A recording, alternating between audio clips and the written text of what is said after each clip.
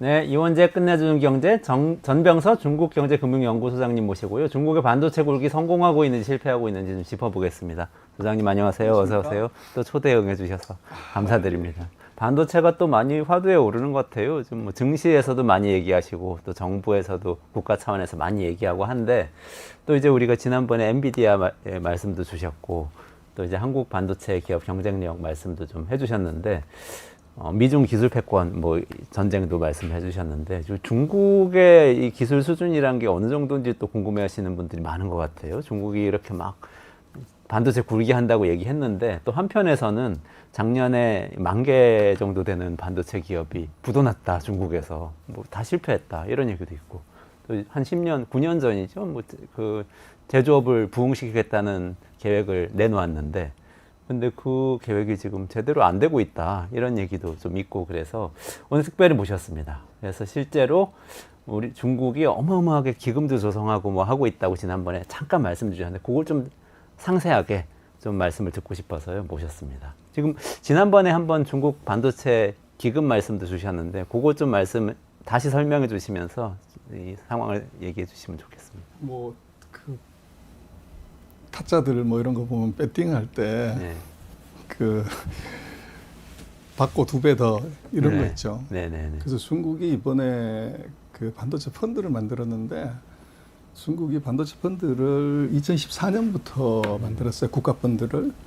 그래서 1차, 2차를 만들었는데 이번에 3차 펀드를 만들었는데 1차, 2차를 다 합친 거보다 더 크게 이제 2배로 확 질러버린 거죠. 아, 그래서 받고 2배로 가 이렇게 된 건가요? 그래서 이게 뭐 얘기를 할 수는 있지만 미국이 보면은 그 반도체 보조금 72조 원 지금 준다 그러는데 이번에 중국이 주겠다고 하는 게 65조예요. 와, 거의 맞먹네요. 그렇죠. 근데 이제 미국은 72조 중에서 R&D나 인력 개발이 들어가 있는 거고 그걸 빼면은 실제로 이제 장비나 투자하는 것은 더 크다고 저는 봐야죠. 그래서 근데 이제 그걸 그 정도로 봐서는 안 되는 것이 중국이 1차 펀드, 2차 펀드 때 보면은 이게 투자 금액은 그 뭐 19조, 38조 이랬는데 거기에 이제 부수되는 투자들, 그러니까 매칭 펀드를 하는 거죠. 그렇게 한 것을 보면 1차 때 19조 자본금에 97조를 투자했고 2차 펀드 때 38조 때 134조를 투자를 했어요. 우리 돈으로. 그럼 대충 레버리지가 한 3.5배 정도 됩니다. 그래서 이번에 65조를 투자한다고 하는 것은 민간 투자 매칭 펀드까지 다 합치게 되면 233조 투자하는 겁니다. 아, 그렇군요. 그래서 미국의 한 3배 정도를 지른다는 거죠. 아, 그래서 이제 그게 지금 뭐 중국 주가 안 좋다고 그러는데 반도체 주식은 계속적으로 강세로 가는 이유는 바로 저거고. 그래서 지금 뭐 표가 나오고 있습니다만은 지금 미국, 중국, 유럽 보면은 유럽 수준의 보조금을 지금 지르는 거죠. 그러네요. 그래서 조금 달리 봐야 되는데, 그래서 과거에는 이제 뭐 그 반도체 바운드리라든지 설계라든지 뭐 이런 것들에 골고루 투자를 하는 거라고 하면 이번에는 아마 이거를 투자 금액을 굉장히 집중할 것 같아요. 첫 번째는 아마도 반도체 장비, 미국이 반도체 뭐 첨단 장비 자체를 브로킹을 하니까 그게 아마 탑 프라이어리티로 들어가고 두 번째는 뭐 AI가 난리인데 AI 되려면 HBM이 있어야 되는 거죠. 네네. 그래서 우리 하이닉스가 하고 있는 아마 메모리 HBM에도 돈이 세게 들어갈 가능성이 높아요. 그래서 그런 이제 장비하고 AI 쪽에다가 이번에는 아마 몰빵을 칠 가능성 그게 아마 있을 것 같아요. HBM 메모리 쪽으로 간다. 뭐 그런 말씀이시네요. 그게 아까 제가 잠깐 말씀드렸습니다만 작년에 반도체 기업 뭐 10,000개씩 부도났다고 하는 소식하고는 이게 어떻게 되는 겁니까? 그래서 우리는 뭐 그렇죠. 뭐 중국에 대해서 그 실리 경제학으로 보는 게 아니고 감정 경제학으로 보죠. 네. 그래서 중국이 조금 이제 네거티브한 얘기가 나오면 망했다는 걸로 가고 조금 파지티브한 이제 얘기가 나오면 버블이다 이렇게 얘기를 해요. 근데 방금 말씀하신 이제 최근 한국 언론에 보면 중국의 반도체 기업이 작년에 5천 개인데 2022년에 5천 개 묻어놨는데 10,000개 묻어나서 배로 묻어나서 끝났다 이렇게 얘기를 하는데 팩트 체크하면 엉터리입니다. 아, 그래요? 그래서 아마 표가 준비되어 있을 건데요. 네네. 중국의 그 반도체 그 회사들 창업 폐업 수를 보면 2022년에 폐업한 게 5,700개, 2023년에 1,900개. 그래서 그 다음 페이지 한번 보여주시죠. 그건 2배가 늘었는데 문제는 작년에 몇 개가 신규로 창업을 했냐면 74,000개가 신규로 창업했습니다. 아, 그래요? 그러면 거기서 10,000개가 묻어났으면 60,000개가 여전히 장사하고 있다는 거죠. 그러네요. 그리고 작년에 이제 한 6,000개 정도가 묻어났다고 하면 작년에 63,000개니까 57,000개 회사가 장사하고 있고 그 중에서 이제 6,000개가 묻어났다는 얘기고요. 네. 그래서 지금 저기 전체 창업한 게 얼마인가 모집단을 얘기를 안 해주고 묻어난 것만 싹 골라서 작년보다 2배 이제 거들났다 이렇게 얘기를 하는데 지금 중국의 그런 이제 누적으로 보면은 아마 차트 다시 한번 보여주시면요. 그 창업 폐업 수를 보면 2014년 이후로 그 앞에 차트 한번 보여주시죠. 창업한 기업들의 누계가 24만 개 정도 됩니다. 그래서 그 중에서 누계로 굳어난 게 23,000개. 그래서 중국에 네네. 지금 반도체 회사가 23만 개, 4만 개 정도 있다는 거죠.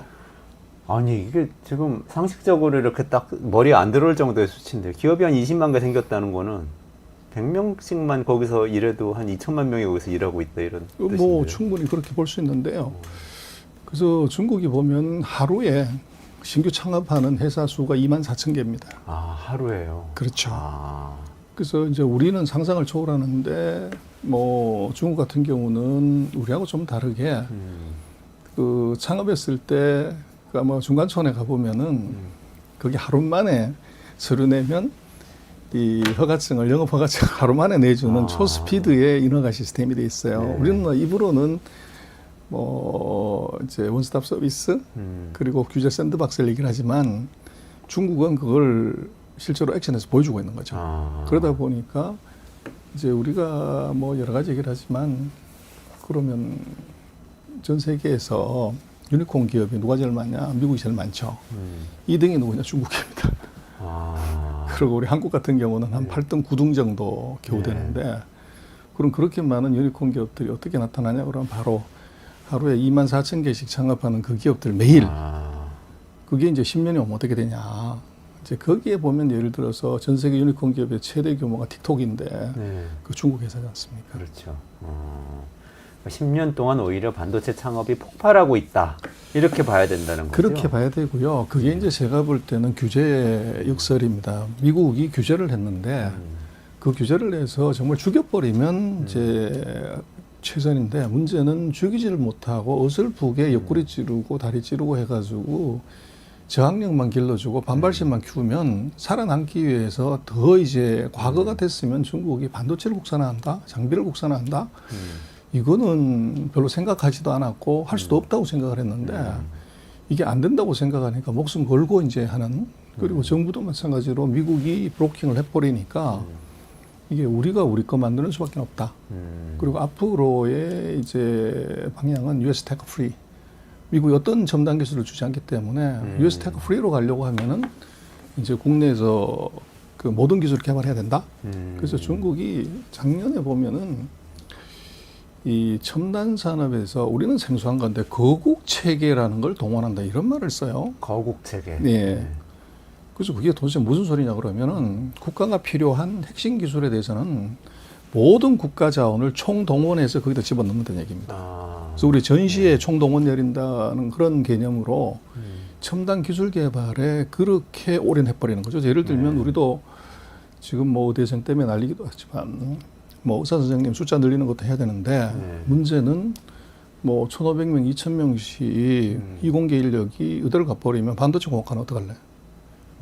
이거 정말로 이제 심각한 문제고 또 반도체 수요는 저렇게 크지만 우리가 엔지니어들이 부족해서 지금 난린데 그래서 반도체 엔지니어를 기르는 이제 반도체 공학과 정원 늘려달라고 그러는데 아직도 못 늘리고 있죠, 제대로.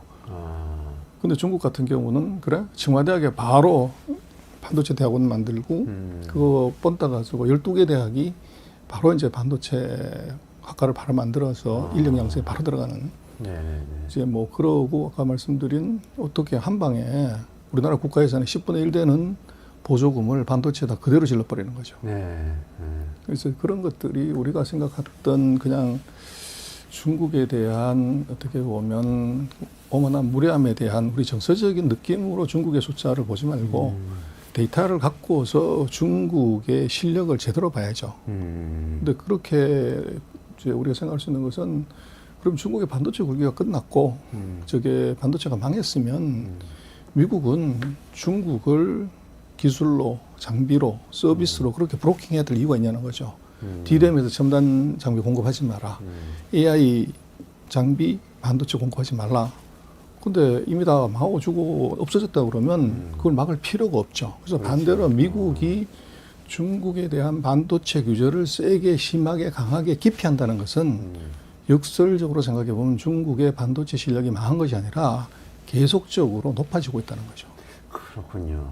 그러니까 정리를 해보자면 65조 원의 지원금, 보조금이 나온 거, 그리고 창업이 20만 개 반도체 기업이 10년간 생길 정도로 창업이 폭발하고 있는 거, 거기에 대학의 정원, 반도체학과 정원을 늘리고 학과를 신설하는 것 같은 인력에 투자를 하는 거, 이런 것들이 다 어쨌든 중국의 반도체 굴기를 오히려 만들어가고 있다. 지금 이렇게 지금까지 이제 중국의 반도체 굴기가 허상이다라는 얘기 자체가 사실 가짜 뉴스다. 틀렸다. 틀린 얘기다. 이렇게 말씀을 주시는 거네요. 근데 그럼 반도체가 그만큼 중요하다고 중국도 인식을 하고 있는 거네요.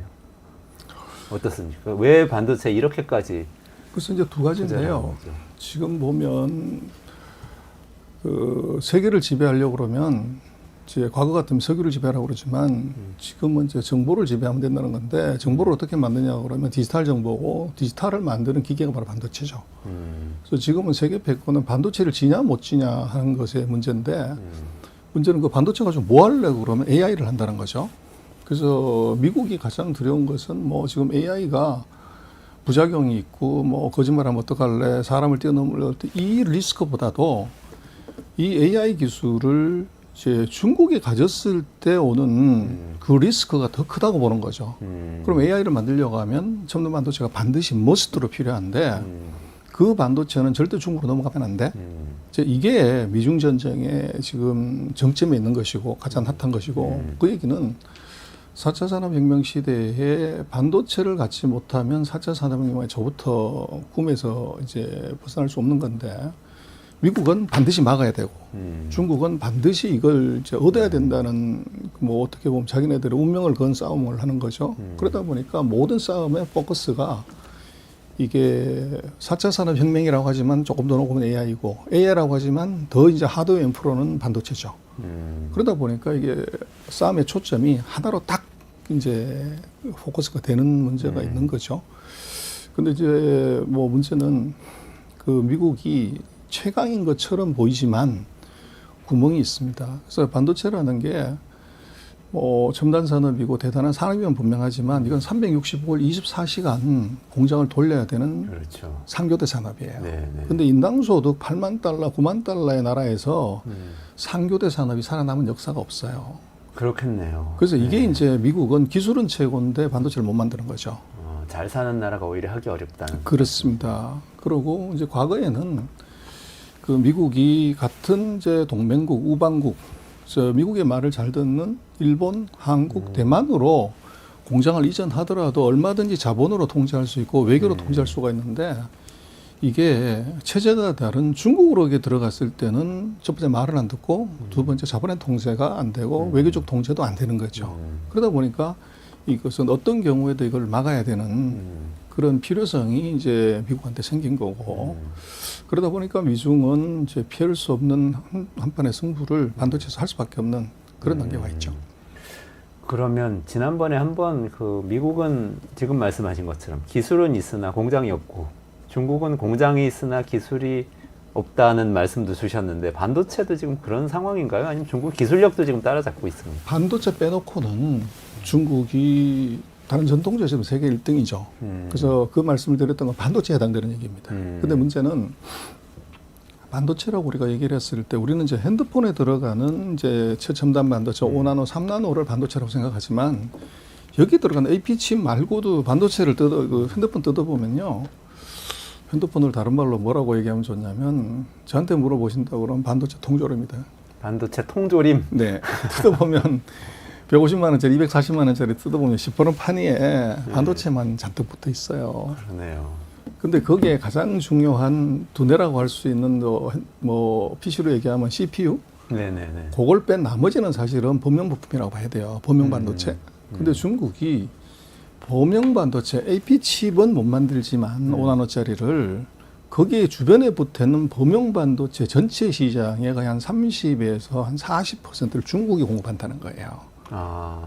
근데 우리는 그건 인지를 안 하죠. 그래서 지금 미중이 싸우는 것은 AI 첨단 반도체만 갖고서 이제 난리를 치니까 그것만 반도체라고 생각하지는 그게 아니고 미국도 이게 이제 헛발질을 할 수 있는 것이 요소수 사태가 나올 수가 있어요.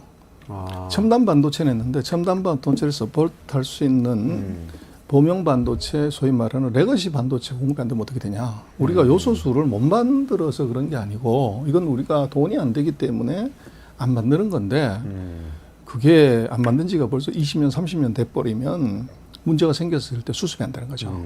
이제 그런 리스크가 같이 있고 그래서 지금 중국과 미국의 반도체 격차라고 하는 것은 첨단 반도체에서의 격차가 이게 뭐 1년, 2년이라는 얘기고 범용 반도체에서는 우리 요소수하고 똑같이 중국이 오히려 세계를 지배하는 이제 그런 상황까지도 와 있다고 봐야 됩니다. 범용 반도체라고 하면 그것도 이제 시스템 반도체 일부를 말씀하시는 거죠. 뭐 그것도 메모리 반도체를 포함해서 뭐 얘기를 할 때 말씀하시는 보통 이제 첨단 반도체라는 14나노 이하 칩, 네네네. 그 뭐 7나노, 5나노, 3나노 칩을 첨단 반도체라 얘기하고 14나노 이상의 이제 예를 들면 공정 기술이 필요한 28나노, 뭐 40나노, 90나노 네네. 뭐 이런 것들은 이제 레가시 칩이라고 한 세대 좀 뒤진 뭐 이런 거라고 얘기를 하죠. 아, 그렇군요. 첨단 반도체 쪽은 그래도 엔비디아가 지금 뭐 중심에 있지 않습니까? 아까 말씀하신 AI 칩, AI 가속기라고 부르는 이른바 뭐 H100 뭐 이런 것들은 엔비디아가 주도하고 있으면서 TSMC에서 그걸 만들어주는 형태로 미국하고 대만 사이의 어떤 얼라이언스 같은 형태로 지금 진행이 되고 있지 않습니까? 그럼 중국이 조금 이 분야는 진입하기 어렵거나 아니면 좀 파괴적으로 나오거나 이럴 수 있다는 위협을 계속 우리가 생각을 하잖아요. 이건 그렇습니다. 그래서 뭐 대만이 정말 존재감도 없다가 갑자기 이제 중요해진 나라로 된 것은 이건 TSMC가 그 AI 들어가는 칩을 제대로 공급하면서 이제 크게 이슈가 된 거고 그래서 만약에 중국이 대만을 그 TSMC 공장을 부지지 않고서 먹었다고 그러면 미국을 추월해 버리는 거죠.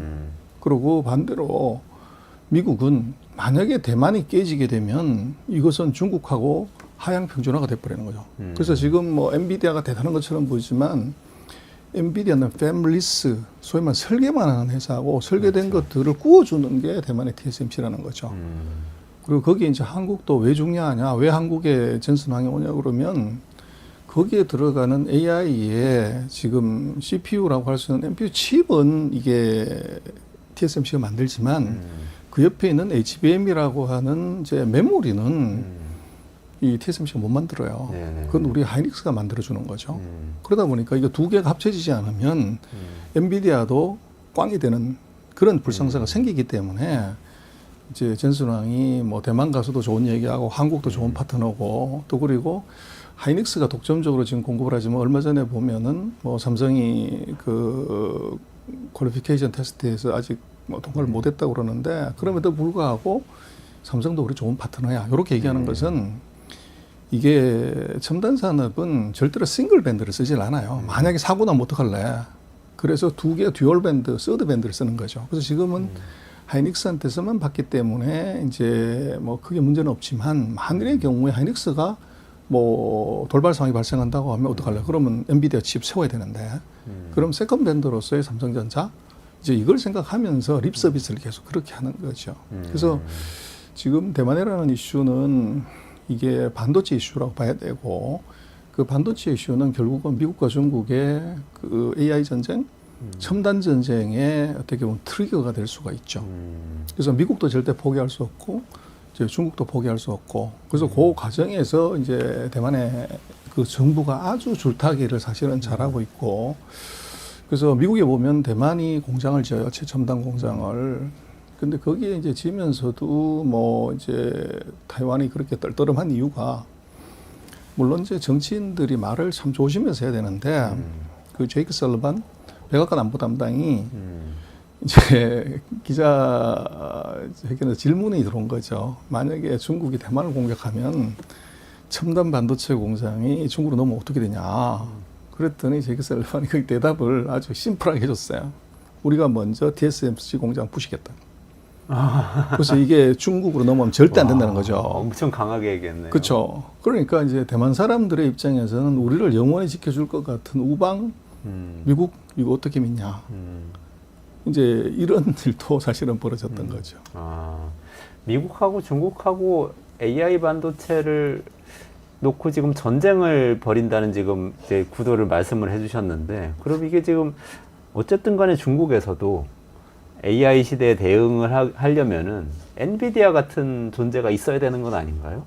그 엔비디아 제품을 중국이 마음 놓고 수입을 못하게 하는 거 아닙니까? 미국에서? 그러면 결국에는 이 싸움에서 이길 수가 없게 되잖아요. 어떻게 보십니까? 그래서 이제 그게 지금은 뭐 전 세계에서 유일하게 독주를 하고 있는 것이 엔비디아고, 그래서 AI 전쟁, 뭐 전쟁 나면 떼돈 버는 사람이 딱 한 명 있죠. 무기상.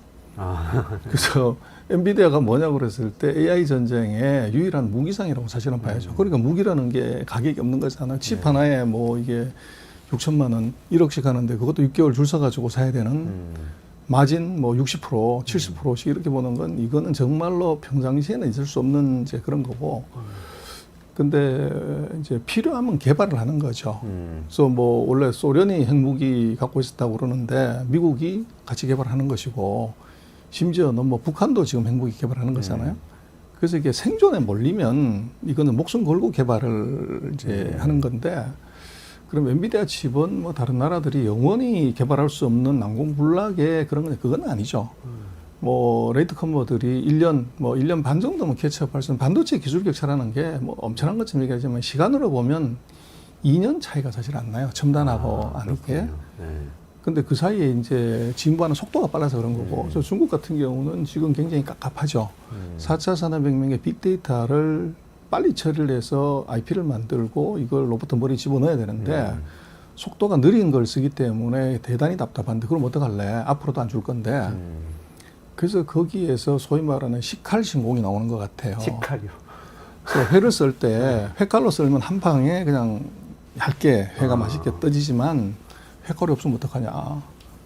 그럼 이제 두툼한 식칼을 갖고 여러 번 자르는 거죠. 그래서 지금 미국이 14나노 이하의 첨단 장비는 어떤 경우에도 중국에 넘어가면 안 된다. 그런데 중국이 이 14나노 식칼 가지고서 이 7나노 칩을 만들어 가지고 하웨이의 핸드폰에 올려버렸어요.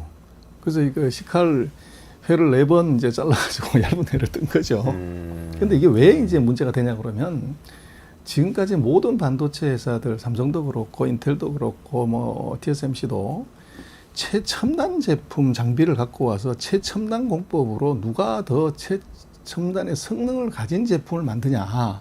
돈은 상관없어. 그래서 소위 말하는 스피드에다 목숨을 걸었던 거죠.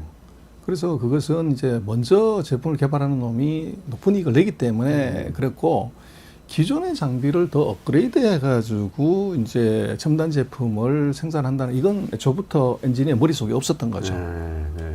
그리고 장비 회사들도 계속 돈을 벌기 때문에 계속 최첨단 장비를 계속 푸시를 했고, 근데 중국 같은 경우는 이번에 미국도 굉장히 당황스러웠던 것이 그 레몬드 상무장관이 중국 와가지고 뭐 이제 폼나게 얘기하고 뭐 이렇게 얘기를 했는데, 레몬드가 미국 돌아가기 바로 전날 밤 그날 바로 이게 7나노 칩을 개발한 하웨이가 핸드폰을 만들었다는 거 발표를 했어요. 미국의 뒤통수를 확실하게 쳐준 거죠. 그래서 미국은 14나노 이하 장비 이거 기술 다 막았는데 그래서 못 들어간다고 했는데 그것도 장관이 현지에 있는데 거기다 발표를 했으니 뒤통수 확실하게 때렸고, 근데 그것은 바로 아까 말씀드렸던 것처럼 반도체 회사들의 기존의 관념, 최첨단 장비를 갖고 최첨단 제품을 만들어서 최고의 성능으로 최고의 가격을 받는다는 것이 원칙이었지만 거기에 빈 구멍을 뚫어낸 거죠. 지난 장비에서도 업그레이드해서 첨단 장비를 만들어낼 수 있다. 이렇게 되면 이제 5나노 쪽도 뭐 4번 쓰는 게 아니라 8번 썰어가지고서 5나노도 만들 수가 있다는 거죠. 그러면 수익이 나는 거냐 그러는데, 이게 또 뭐가 문제가 되냐면 우리는 이제 자본주의는 기업이 ROE가 안 맞고 BP가 안 맞으면 사업을 운영을 못 하죠. 근데 중국은 이 반도체 회사들이 전부 국가 겁니다. 스테이트 캐피탈이에요. 적자나는 거 신경 쓰지 마.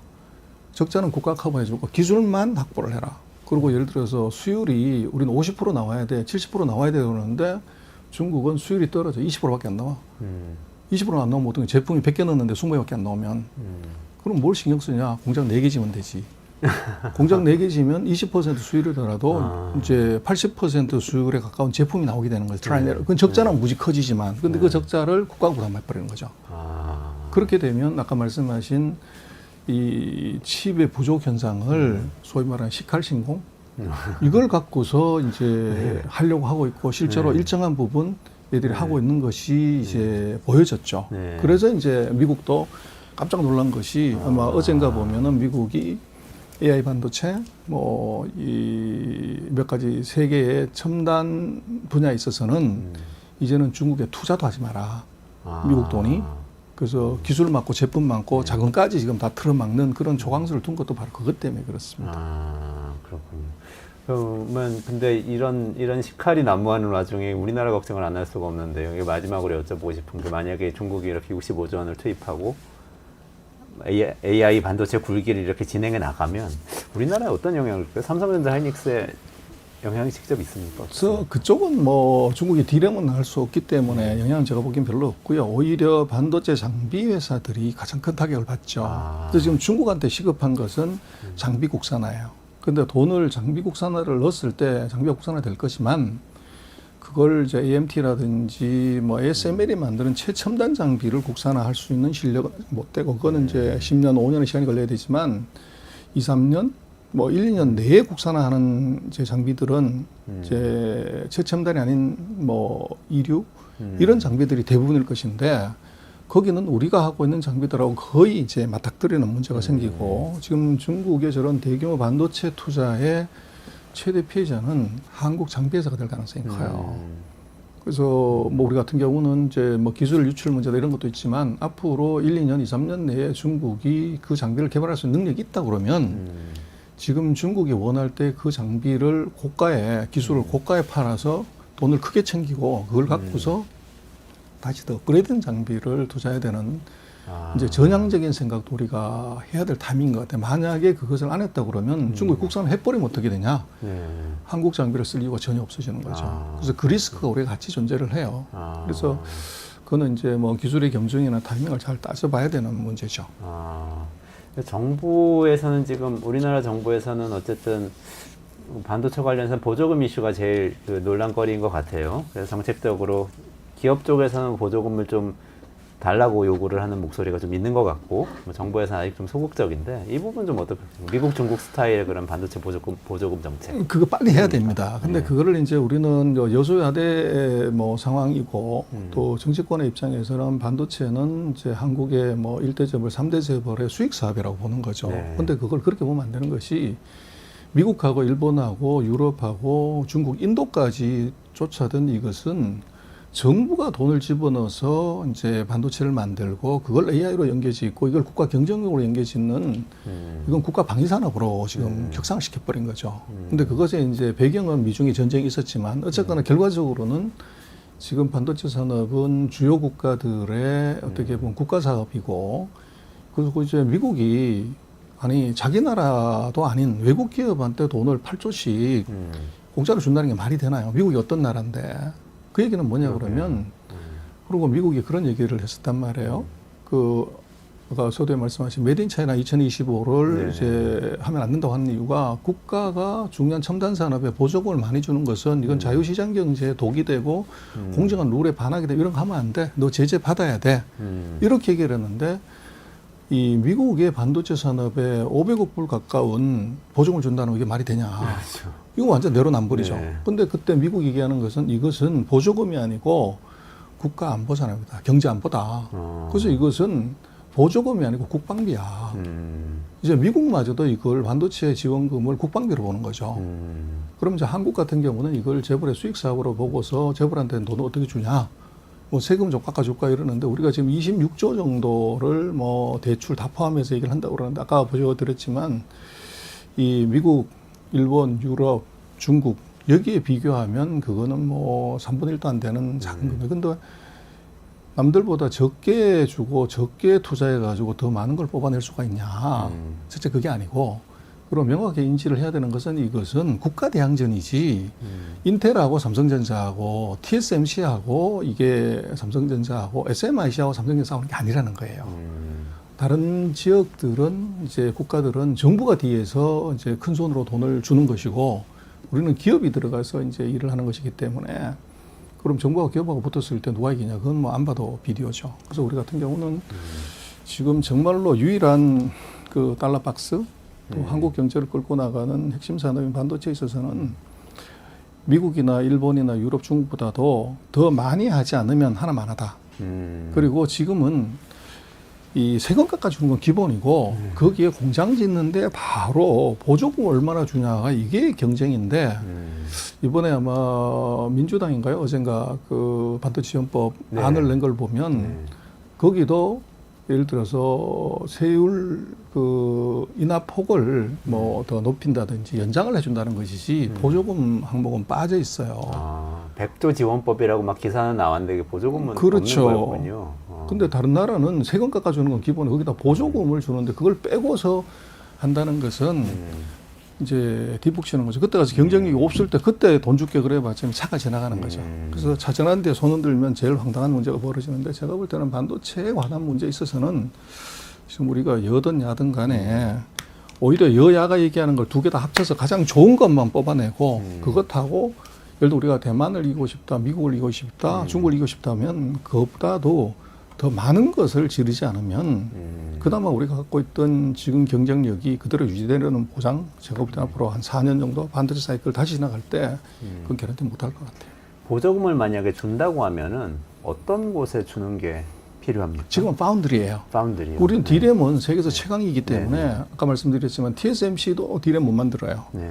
미국도 마이크론이 있지만 이거 빌빌거리고 중국 마찬가지. 그 여기는 사실은 크게 돈을 줄 필요가 없는데 지금 문제가 되는 것은 이게 AI 반도체를 만드는 파운드리가 이게 뭐 라인 하나 짓는데 250억 불씩 막 이렇게 들어가니까 여기에 돈을 지원하는 것이 핵심이에요. 근데 다른 나라는 거기다가 돈, 뭐 세금, 자원, 물, 전기 이거 다 패키지로 준다는 거죠. 근데 우리 같은 경우는 그거는 빠진 이제 텍스 문제들 뭐 이런 정도만 얘기를 해갖고서는 이게 경쟁력을 획기적으로 올린다? 뭐 이런 것하고는 여전히 거리가 있죠. 네. 그래서 반도체는 뭐 4년마다 한 번씩 이렇게 오지만 그 타이밍의 예술이에요. 네. 시간을 놓치면 뭐 주식하고 똑같아가지고 하나만한 일이 벌어지는데 한다고 하면 남보다 빨리 또 남보다 많이 그렇게 해서 남보다 더 크게 많이 먹는 것이 중요하지 옆에 눈치 보고 옆에하고 비슷하게 했다가는 결과가 이게 좋은 결과 구조적으로 나올 수가 없어요. 정말 과감한 결단이 필요한 시점인 것 같은 생각이 드네요. 네, 전병서 소장님하고 오늘 중국의 반도체 굴기 이야기했는데요. 뭐 중국 반도체 만개 폐업해서 위기다 뭐 이런 얘기는 사실은 틀린 얘기다. 엄청나게 빠른 속도로 20만 개의 반도체 창업 기업이 있을 정도로, 그리고 국가가 65조 원 보조금을 거기다 얹어줄 정도로 굉장히 빠르게 성장을 하고 있고, 최강의 미국과 빠르게 성장하고 있는 중국 사이에서 우리나라 중간에 끼어 있고, 대만은 또 미국과 중국 사이에서 굉장히 현명하게 처신을 하고 있는데, 우리 반도체 산업을 국가 안보 산업이라고 생각하고 잘 키워야 한다, 이렇게 좀 말씀을 주셨습니다. 그렇습니다. 네. 오늘 좀 여기까지 말씀드리고요. 내일 오전 11시에 또 이원재 끝내주는 경제 라이브 시작하니까요. 내일 라이브에서 다시 뵙도록 하겠습니다. 저는 전병서 소장님하고 여기서 같이 인사드리겠습니다. 고맙습니다.